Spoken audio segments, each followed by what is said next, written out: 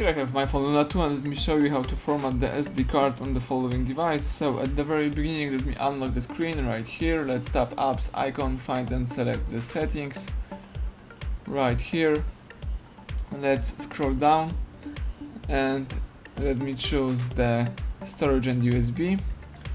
Tap SD card.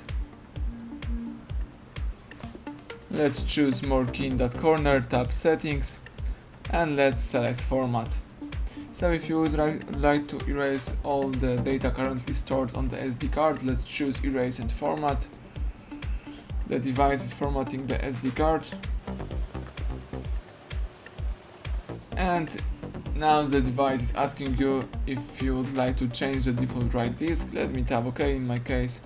And you can change the default write disk from internal storage to SD card if you wish. If not, let's go back and start using your device. Thank you for watching, please subscribe our channel and leave thumbs up under the video.